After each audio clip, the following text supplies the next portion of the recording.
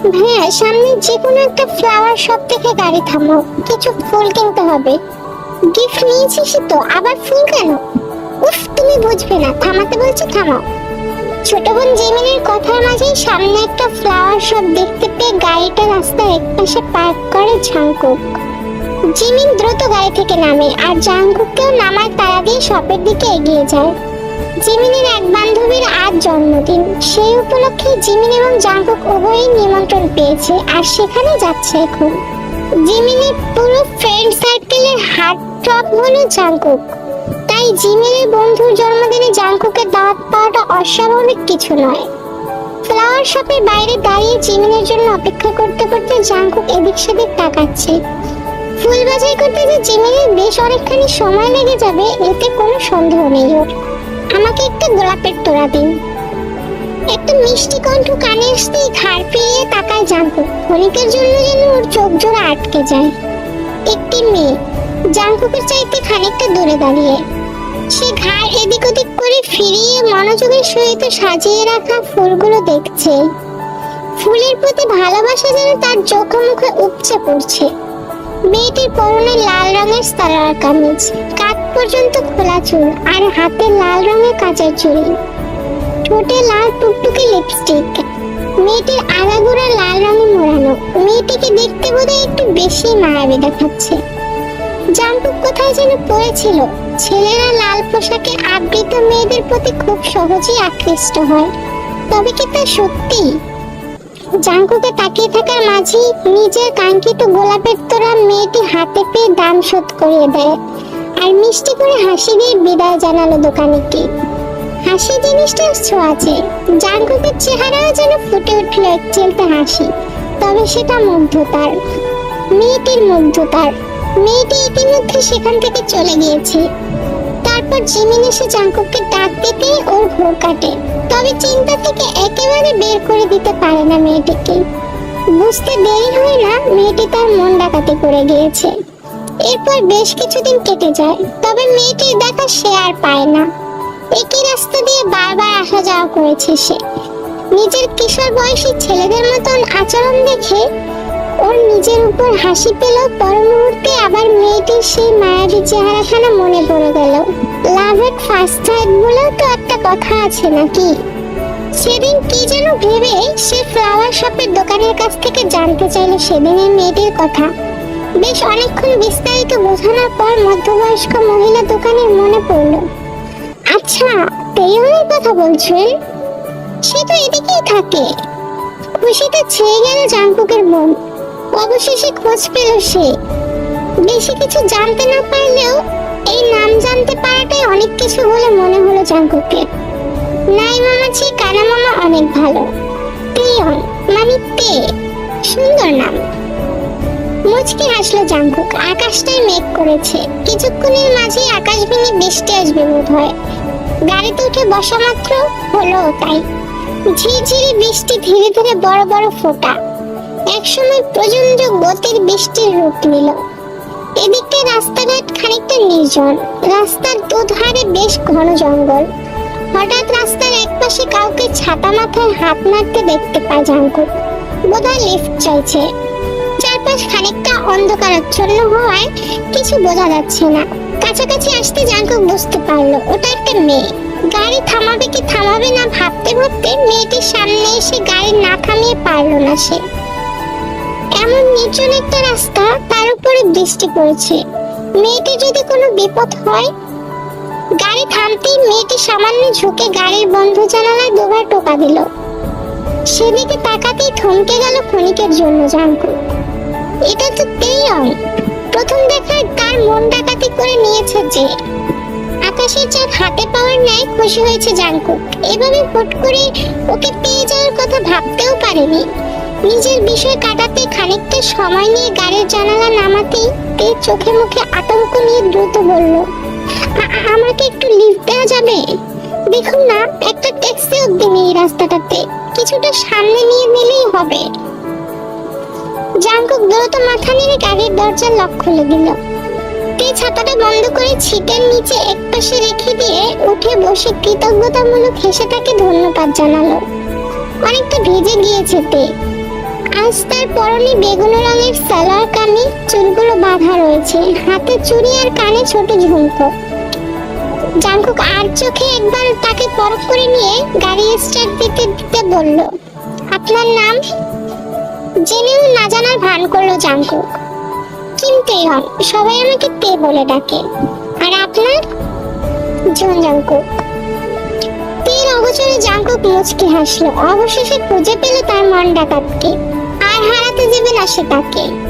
পরিচিত হওয়া শেষে জাংকুক এমন অসময়ে তের এখানে আসার কারণ জিজ্ঞেস করতেই তে বড় একখানা দম ছেড়ে দুর্বোধ্য হেসে বলে, কাজের জন্য তো এমন সময় আসতে হয়।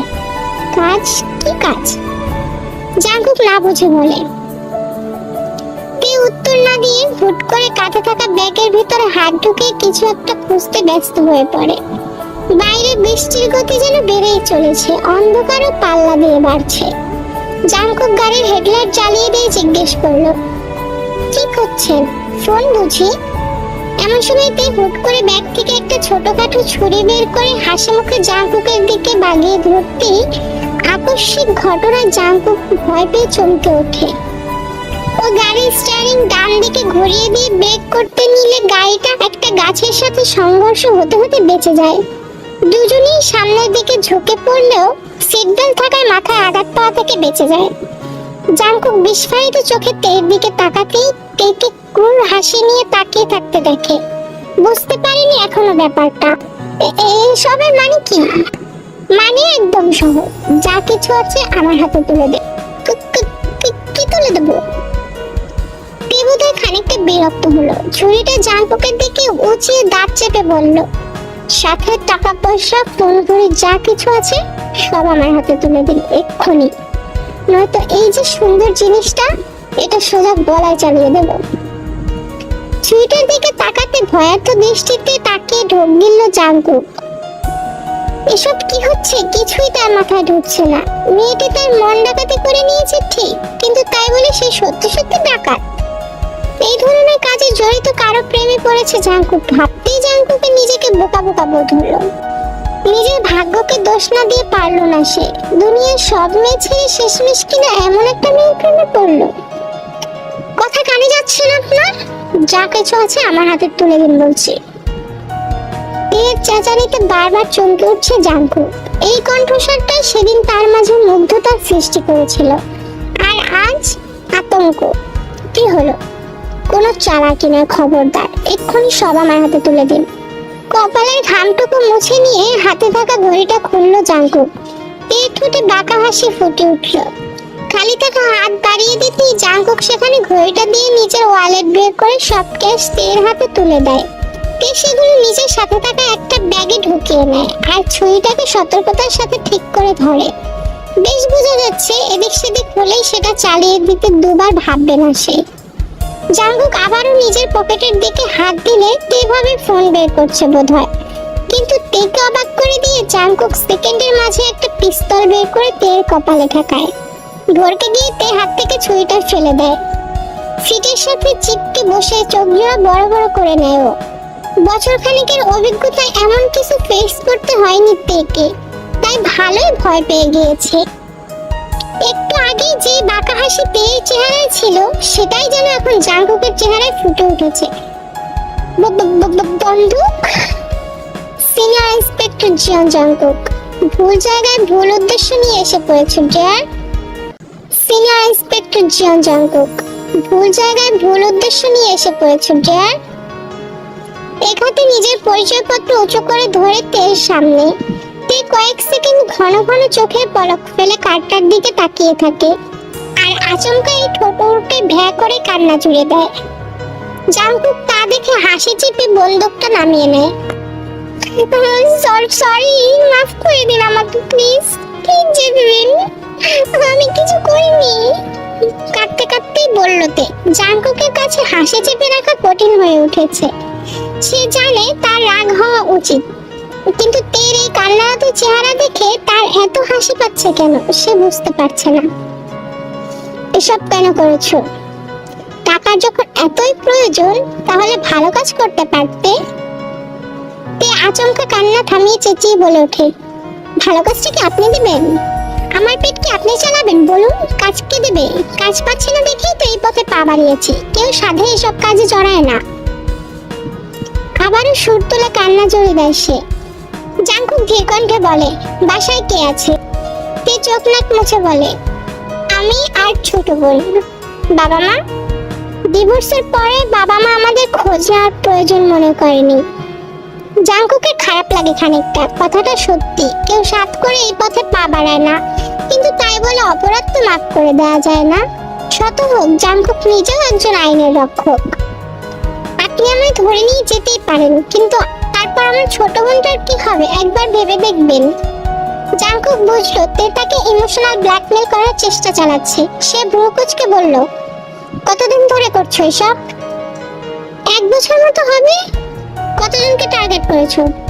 তে হাতের আঙুল হিসাব করতে শুরু করলো। জাঙ্কুক মন দিয়ে তাকিয়ে থাকে তার দিকে। পুলিশের সামনে বসে কেউ এত নির্বিঘ্নে সমস্ত অপরাধ স্বীকার করছে, জাঙ্কুকের ক্যারিয়ারে এমন দৃশ্য প্রথম। আপনি বাদে 23 জন। জাঙ্কুক তবদা খেয়ে তাকিয়ে আছে। এই মেয়েকে এক্ষুনি তার জেলের ভিতরে ছুঁড়ে মারা উচিত, কিন্তু এর বোকা বোকা হাসি মুখ দেখে জাঙ্কুকের বিশ্বাসই হতে চাইছে না যে সে এমন কাজ করতে পারে। নিজেকে খানিকটা সামলে নিয়ে সে গম্ভীর কণ্ঠে বলল, এখন আমার কি ইচ্ছে করছে জানো? আমাকে যেতে দিতে, কান ধরে গারদের ভেতর ছুঁড়ে মারতে। এই হাসি উদাও হয়ে যায়। সে গাল ফুলিয়ে নিয়ে বলে, এমন করবেন না স্যার, আমার ছোট বোনটা। চুপ। এই কাজটা কতখানি ইল্লিগাল তুমি জানো না? মানুষকে প্রাণের ভয় দেখিয়ে তাদের কাছ থেকে সবটা ছিনতাই করে নেওয়া কত বড় অপরাধ তোমার কোনো ধারণা আছে? হতেও তো পারে সামনের মানুষটার অনেক বেশি কষ্টের আয় এগুলো। তাতে আমার কি? আমি আর আমার ছোট বোন যখন দিনের পর দিন না খেয়ে থাকতাম, তখন কি কেউ গিয়েছিল আমাদের খোঁজ নিতে?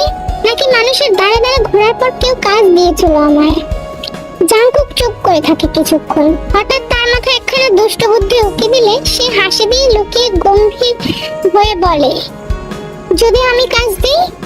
তে কয়েক মুহূর্ত হাঁ করে তাকিয়ে থাকে জাঙ্কুকের দিকে। কথাটা ঠিক বোঝেনি সে। জাঙ্কুক আবার বলে, যদি বলি এই পথ থেকে সরে এসো, আমি তোমার ভালো জীবনের নিশ্চয়তা দেব। তে তাচ্ছিল্যে হেসে বলে, ভালো জীবন?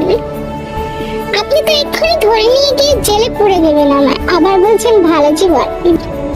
উফ, তুমি যদি কথা দাও এই কাজ ছেড়ে দেওয়ার, তবে আমিও তোমায় একটা সুযোগ দিতে পারি, একটা কাজও দিতে পারি।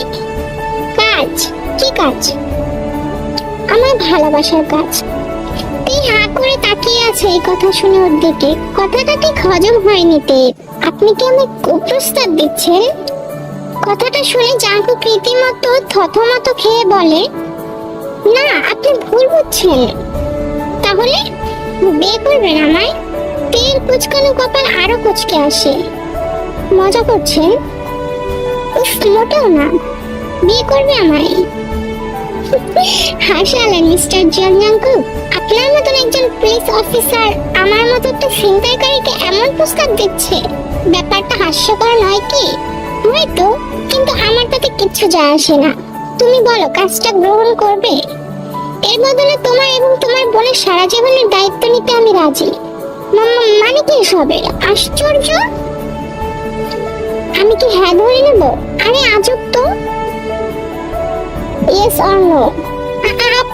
বুঝেছি, তাহলে থানার দিকেই চাই, কি বলো? না, আমি তার মানে হ্যাঁ। তবদা খেয়ে আছে। এমন একটা মুহূর্তে সে আটকে আছে যে হ্যাঁ বললেও বিপদ, আবার না বললেও বিপদ। তার অবস্থা দেখে জাঙ্কুক বহু কষ্টে হাসি চেপে রেখেছে। খানিকক্ষণ পর তে চোখের সামনে তড়ি বাজিয়ে সে বলে, কি হলো, কোথায় হারিয়ে গেলে? ঠিক আছে, আমি গাড়ি।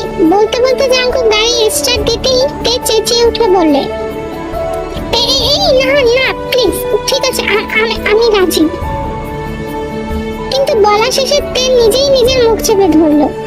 জাঙ্কুক এবার জোরে হেসে উঠলো। তাকে হাসতে দেখে তে মুখ থেকে হাত নামিয়ে মিনমিন করে বলল, আপনি কেন আমাকে বিয়ে করবেন? হ্যাঁ, আমাকে কেন? জাঙ্কুক হাসি থামিয়ে বলল, গত সপ্তাহে একটা ফুলের দোকানে গিয়েছিলে তুমি, তাই না? একটা গোলাপ ফুলের তোড়াও কিনেছিলে, মনে আছে? তে কয়েক সেকেন্ড ভেবে দ্রুত মাথা নেড়ে বলে, কিন্তু আপনি সেখানেই প্রথম দেখেছি তোমায়, আর সেদিন থেকে অজস্রবার এই রাস্তা আসা যাওয়া করেছি, তোমায় খুঁজে চলেছি। তে বিষয়ের চোখে পলক ফেলতে ভুলে গেল। জাংকুক আবার বলল, অবশেষে আজ পেলাম তোমায়, কি করে হারাতে দিই বলো? মানে আপনি প্রথম দেখাতেই মন ডাকাতি করে নিয়েছে যে মিস ডাকাতনি, আর শাস্তি তো তোমাকে পেতেই হবে। তো বলো, রাজি তো আমার মনের জেলখানায় বন্দি হতে? কিছু না বলে মুগ্ধতা নিয়ে জাংকুকের দিকে তাকিয়ে থাকে। লোকটা তার ব্যাপারে না জানিয়ে এতদিন ধরে তাকে খুঁজে চলেছে। না চাইতেও ভালো লাগা উকি দেয় তের মনে। সাথেই নিজের এতদিনের করা কাজগুলোর কথা ভেবে অপরাধ বোধ হয়। কি হতো যদি সে একটা স্বাভাবিক সুন্দর পরিবারের মেয়ে হতো? তবে আজ এমন একটা কাজ করতে হতো না তাকে। জাংকুকের মতো একজন মানুষের ভালোবাসা পাওয়ার অযোগ্য মনে হতো না নিজেকে। ভেবো না সহানুভূতি দেখাচ্ছে তোমাকে। যাকে ভালোবেসেছি তার খুঁতগুলোকেও মেনে নিয়ে ক্ষমা করতে কার্পণ্য করবো না অবশ্যই। মনের করে জমা শেষ সন্দেহটুকু দূর হয়ে যায় তীর। লোকটা সত্যি এতটা ভালো? উত্তর না পেয়ে জাংকুক আবার বলে, তবে কি নীরবতাকে সম্মতির লক্ষণ বলে ধরে নেব? ঠোঁটের কোণে ফুটে ওঠা লাজুক হাসিখানা লুকাতে ঘাড় ফিরিয়ে গাড়ির জানালার দিকে দৃষ্টি রাখে তে। তা দেখে জাংকুকের হাসিখানা আরো একটু প্রশস্ত হয়। গাড়িটা চলতে শুরু করে অজানার উদ্দেশ্যে, সুন্দর ভবিষ্যতের উদ্দেশ্যে, একখানা মিষ্টি ভালোবাসার গল্প রচনার উদ্দেশ্যে। কে জানতো মন ডাকাতির গল্পখানা এত সুন্দর একটা মোড় নেবে? তারপর কাজে অফিসে গিয়ে জাংকুক ওর বাবা মাকে ফোন দিয়ে সব বলে। তারাও আর বিয়েতে অমত করে না। খবর পেয়ে তারা কাজে অফিসে চলে আসে, আর তারপর ওদের বিয়ে দিয়ে দেয়। Time skip. তে বাসার ঘরে বসে আছে। কিছুক্ষণ পর জাংকুকও চলে আসে, এসে তের পাশে বসে। তখনই তে বলে, আমার মতো একটা মেয়েকে আপনি কেন বিয়ে করলেন? আমি কি আপনার এই ভালোবাসার যোগ্য? তের কথা শুনে জাংকুক তের মুখ থেকে আস্তে করে ঘোমটাটা সরিয়ে দেয়। তারপর তের হাত ধরে বলে, আমি তোমাকে ভালোবেসেছি আর ভালোবাসি, এটাই বড় কথা। তুমি পাস্টে কেমন ছিলে, কি করতে, তা দিয়ে আমার দরকার নেই। তুমি এখন কেমন থাকতে, কি করবে, আমার দরকার সেটা দিয়ে। আর ভেবো না আমি তোমাকে দয়া করেছি। আমি তোমাকে ভালোবেসে বিয়ে করেছি সুইটহার্ট। জাংকুকের মুখে সুইটহার্ট ডাকতে শুনে তের মুখ লজ্জায় লাল হয়ে যায়। জাংকুক বলে ওঠে, তো মিস তে, এবার কি আমরা বাসা শুরু করতে পারি? তের মুখ লজ্জায় লাল হয়ে গেছে। তাতেই জাংকুক বুঝে গেছে সে যা চায় তেও তাই চায়। তারপর জাংকুক তেকে ওর বুকের সাথে মিশিয়ে জড়িয়ে ধরে। দেনও তের ঠোঁটে সফটলি কিস করতে থাকে, আর তেও কিস ব্যাক করতে থাকে। তারপর জাংকুক তের নেকে কিস করতে থাকে। ও তের সমস্ত শরীরে কিস করতে থাকে, আর মাঝে মাঝে বাইট করে। জাংকুকের প্রতিটি স্পর্শে তে শিউরে উঠেছিল। এ যেন এক অন্যরকম অনুভূতি। জাংকুক তের কোমর জড়িয়ে ধরে কিস করতে থাকে, আর তেও সেই সুন্দর অনুভূতি উপভোগ করতে থাকে। এভাবেই ওরা ওদের সুন্দর মুহূর্ত একে অপরের সাথে শেয়ার করতে থাকে।